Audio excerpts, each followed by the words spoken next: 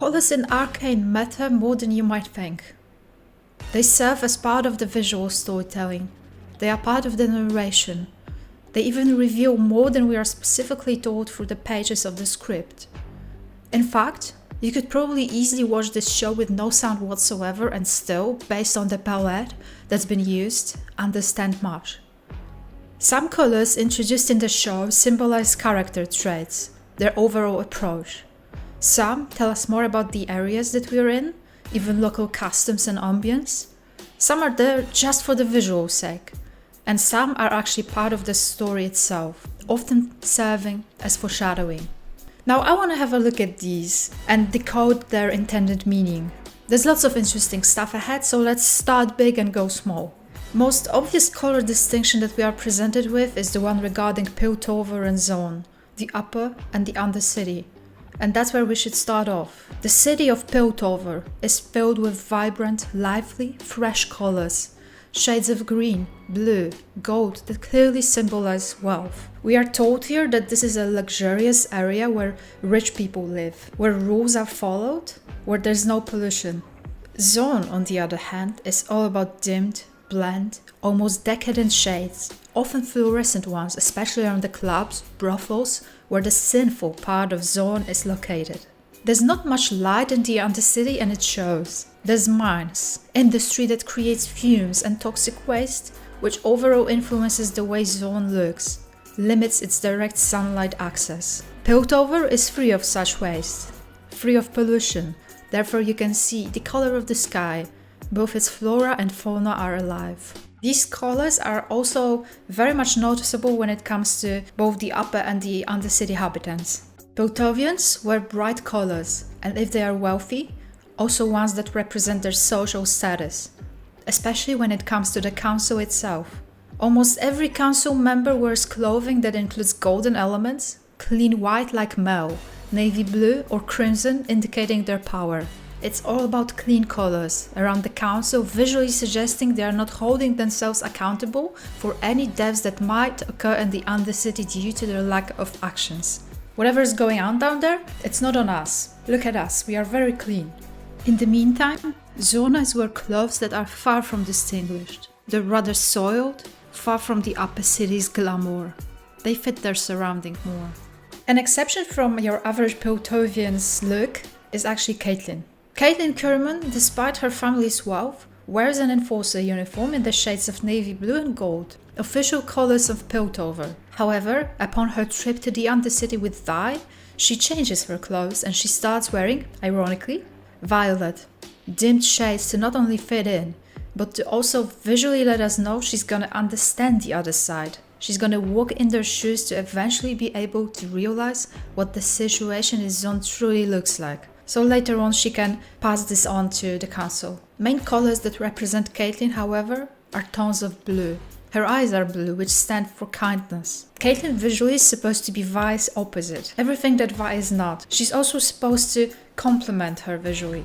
While Caitlyn's colors symbolize loyalty, protection, confidence, peacemaking, Vi's colors, that during her time served in Stillwater changed from pink to red, stand for war, anger, rebellion and violence, but also courage, love and ambition.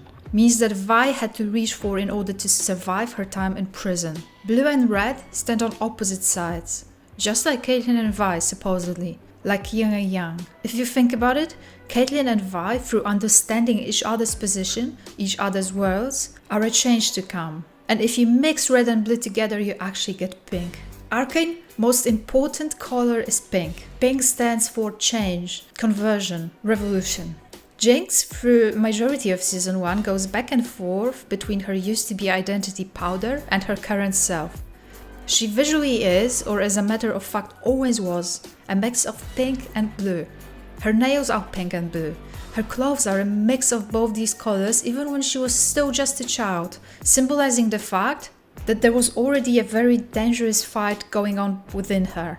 Fight that reached its peak the moment Silco hugged Powder and her eyes turned pink by the end of Act 1, an ultimate act of conversion. When Jinx used the blue flare in Act 2, it was Powder's cry for help, blue symbolizing her old self, and that is why in that scene it was all about the shades of blue, no sign of pink at all. Upon her final transformation, her eyes become pink, telling us that powder is pretty much gone by the end of Act 3. Pink also obviously stands for shimmer, a serum-like substance that, when ingested, causes a temporary boost of superhuman strength and speed, while also gaining a temporary boost in body size. Shimmer serves Silco as a means of controlling the Undercity through addiction it causes. Shimmer changes people. Best example being that man who initially was saved by Vander and who eventually betrayed him because he needed Shimmer. In Act 1, most distinctive characters that were about to go through major change in Act 2 had certain pink elements implemented in their looks to underline that process. Jace's pink tie in Act 1 is replaced with a red one later on. Vi's hair goes from pink in Act 1 to red in Act 2. Both these characters decide at certain point that the way to reach peace is actually through violence, represented by color red. Line that Caitlyn crossed towards Vi both symbolically and literally was also pink. So was Doctor's monster that went through a major change soon enough. I mentioned already that Zaun is dark and grim. Even usually lively colors are toned down, decadent, sinful. Except for one place, Echo's hideout. Echo's character is a bearer of hope to the Undercity. He is foreshadowing bringing this place back to normal, maybe even with Heimerdinger's help. Colors can be naturally green, fresh and alive again. Himself wearing white clothing, an element serving as a proof of his innocence and good intentions. His dashboard flashing green, a color of hope. He gives people a reason to dream in an overall neglected, forgotten and destroyed by Silco's actions surrounding. And then there's Silco, most prominent example of how less can actually mean more. Well-established characters like Silco or Vander do not need a strong visual representation. In a way, their story has been already told even before Arcane started. Victor, for example, is the opposite of that. He's not supposed to be strongly presented because of his withdrawn position in the show, his overall attitude locating him in Jace's shadow. We do not need colors to be told that Victor sees himself as less, or that Vander is good. However, Silco's look does provide much information about his backstory, his motives. We do know that at one point, in Silco's opinion, Vander betrayed him, by most probably not agreeing to his unknown to us plan, which we can only assume included certain evil actions. Their disagreement led to Vander trying to kill Silco in the waters surrounding Zaun filled with toxic waste, which permanently wounded Silco's eye, changing its color to orange. That kind of color stands for fire, destruction, wrecking.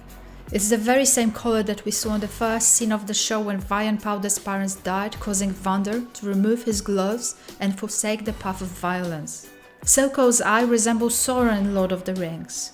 Plus, he's the only character apart from Jinx that's somewhat represented through a colorful duality, letting us know that there's a Silco in the past and then a Silco exists in the present, the one that's after destruction only. When it comes to his clothes, Silco's wearing a crimson shirt which symbolizes not only his aggression but also his power over the Undercity. Red is also very much visible around Mel and her mother. In this case, it clearly stands for conflict, war, aggression, blood spilled, and almost hatred between them. Very much the same goes for the final act, when Jinx, in an ultimate act of destruction, decided to fire her rocket towards Council. Now, these are just examples. There's plenty of hidden meanings in Arcane, if you look into it.